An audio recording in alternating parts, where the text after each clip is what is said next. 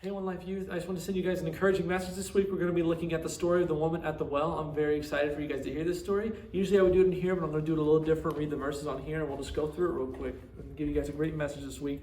It says now in John chapter 4, verse 1, now Jesus learned that the Pharisees had heard that he was gaining and baptizing more disciples than John, although in fact it was not Jesus who baptized, but his disciples. So he left Judea and went back once more to Galilee. Now he had to go through Samaria. So he came to a town in Samaria called Sychar, near the plot of the ground where Jacob had given his son Joseph. Was there, and Jesus was tired as he was from the journey, sat down by it, and it was about noon. When a Samaritan woman came to draw water, Jesus said to her, "Will you give me a drink?" And his disciples, by the way, Jesus is by himself. He sent his disciples into the town to go get food. The Samaritan woman responded to Jesus and said, "You are the Jew, and I am a Samaritan. How are you to ask me for a drink?" Because Jews were not to associate with Samaritans. So we're going to continue this really quick.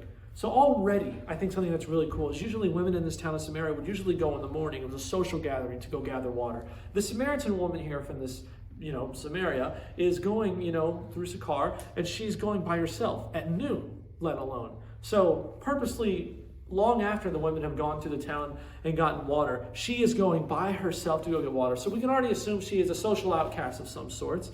And we can assume that she has some, imperfections like everyone does, but there's a little bit of history here we're going to break down in a second. So I think that already foreshadows Jesus' character. That is, he's revealing his plan to her. He's revealing he's the Messiah of the earth. And the thing that's crazy about it is that he sits with her and talks to her, even though they're not supposed to be affiliated, even though they're not supposed to be speaking. Jesus still loves her abundantly and shows her grace, and he still talks to her. And then yet he still reveals who he is to her. Now I think that's something we can remember is we all have this void in our hearts. We all have this void, and Jesus can fill it. But we're going to go back to that in 1 second.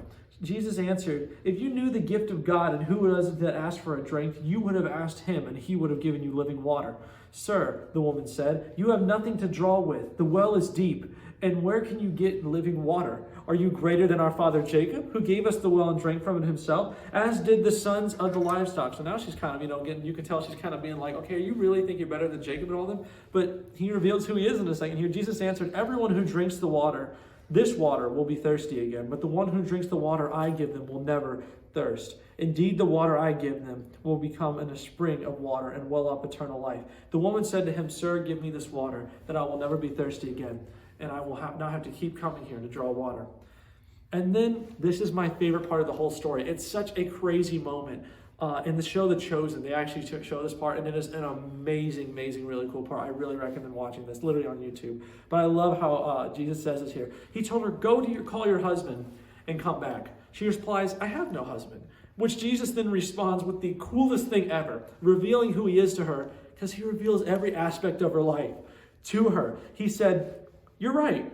You say you have no husband. The fact is you have had 5 husbands, and the man you live with now is not your husband. What have you just said is actually quite true." That is so crazy. That is actually a very, very power move from Jesus. That's so cool that he reveals to her he's the Messiah by literally telling her, you're hiding the fact that you've had 5 husbands. You're not lying to me, but you did have 5 husbands. We're not going with that. So later on it says that, she asks, if he's the Messiah, and he says, "I am he." She talks to the Messiah, and he says, "I am he." Which then she goes to the village. She literally spills her water. It says the jugs of water she spent all that time getting. She runs to the village not even caring anymore. And she throws her whole life being fulfilled by Jesus and his love, forgiven by him, and tells everybody that he has told me. She even says, "He's told me every aspect of my life. He is the Messiah of the world." So this is actually kind of really cool during the beginning of Jesus' journey here in his older life, because it's showing that now his mission is being revealed. People are finding out who he is,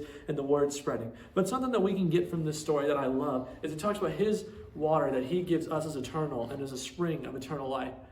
We have this void. We fill up with the wrong things. We fill it up with lust. We fill it up with YouTube. We fill it up with video games. We fill it up with friends. And the thing is, right, is all those things are temporary. All these things temporarily fill the void. They temporarily give us satisfaction. They temporarily, even music, even buying stuff. The serotonin that we get, the little happy drug in our body that we get from buying an item and then having that awesome new t-shirt or that awesome new hoodie. It's so cool. It's so awesome. But then what ends up happening is that feeling wears out, and we're constantly in this cycle of making ourselves happy by using other things on this earth, and it's exhausting. But Jesus gives us rest. He gives us a place to fill that part in our heart that's, that's empty, that has a void, that has a hole in it.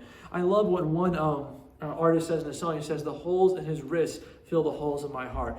Jesus has given us forgiveness and a second shot at this life.